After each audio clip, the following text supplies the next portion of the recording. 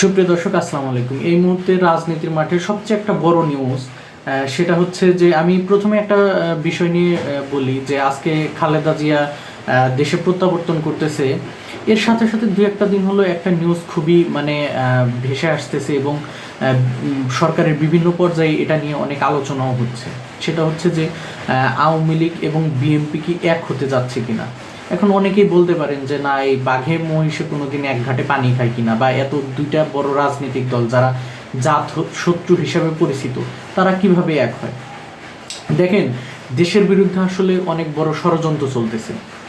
সেটা বলতে গেলে ডক্টর ইউনূস সরকার এবং যারা সমন্বয়ক আছেন, এরা একটা মহল আছে যারা আসলে চাচ্ছে না যে সামনে নির্বাচন হোক, বা আমেরিকান শক্তি বলেন বা ইউরোপিয়ান ইউনিয়ন, এদের যদি আপনি সাম্প্রতিক কথাবার্তা লক্ষ্য করেন তাহলে এরা কোনোভাবেই নির্বাচন চাচ্ছে না। এরা বলতেছে যে সংস্কার হবে লম্বা সময়ের জন্য, কিন্তু নির্বাচন হবে, নির্বাচনের মাধ্যমে রাজনৈতিক সরকার আসবে, কিন্তু সংস্কারটাও জরুরি।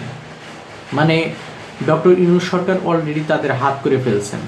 সেটা হোক দেশের স্বার্থ বলি দিয়ে, যেমন করিডোর দিয়ে, বা আমরা কিন্তু নতুন করে যে সেইভাবে আমরা দেখতেছি না যে আমেরিকান বিনিয়োগ বা ইউরোপিয়ান বিনিয়োগ আমাদের দেশে আসতেছে, কিন্তু তারা কিন্তু আমাদের সংস্কারের সময়টুকু দিচ্ছে। আর সংস্কার যে কি হচ্ছে সেটা আপনারা ভালো করেই জানেন। সংস্কারের নামে দন্তার স্বর ঝুলানো হচ্ছে। এটা কিন্তু অলরেডি বিএনপি বুঝে গেছে। বিএনপি এটাও বুঝে গেছে যে নির্বাচনে তারা যে ডেডলাইন দিয়েছিল, অর্থাৎ 2026 সালের জুন মাস, সেই জুন মাসে নির্বাচন হচ্ছে না।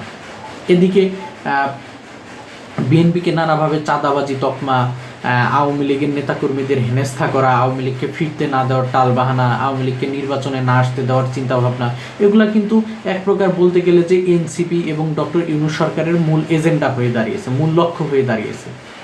ঠিক এই জায়গায় আওয়ামী লীগ এবং বিএনপিকে কিন্তু একটা একত্রিত করেছে। এই ঘটনাটা শুধু ইতিহাসে প্রথম নয়, এই ঘটনাটা কিন্তু 1/11 সময় ঘটেছিল, বা বিভিন্ন এরশাদ হটানো থেকে শুরু করে বিভিন্ন দলের ক্ষেত্রে বিভিন্ন সময় কিন্তু এই ঘটনা ঘটেছিল। যখনই অপশক্তি এসেছে, এই দুইটা দল কিন্তু সব ষড়যন্ত্র কিন্তু রুখে দিয়েছে এবং একসাথে কিন্তু রুখে দিয়েছে।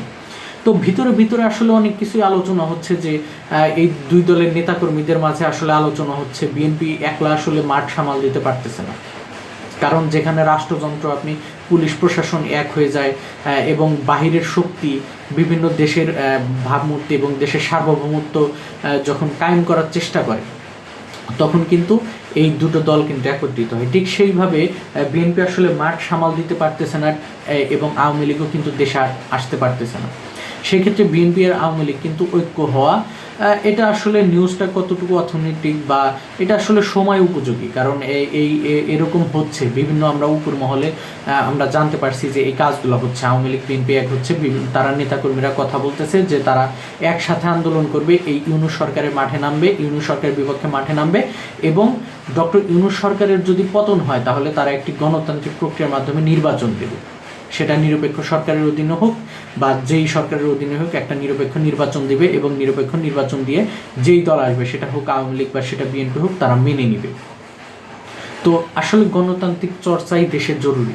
এইভাবে আসলে আপনি বেসরকার বলতে গেলে যে একটা কি বলবো, যে এই সরকার কোনো বাজেটও পাস করতে পারতেছে না, দেশের কোনো উন্নয়নে ভূমিকাও রাখতে পারতেছে না, শুধু রুটিন ওয়ার্কগুলো করতেছে আর যত বিতর্ক আছে সেগুলা কিন্তু তৈরি করতেছে, যা জনগণ কিন্তু পছন্দ করতেছে না। এবং এজন্যই কিন্তু আওয়ামী লীগ বিএনপি এক হওয়ার কিন্তু সময় এসেছে এবং এক হচ্ছে। আল্লাহ হাফেজ।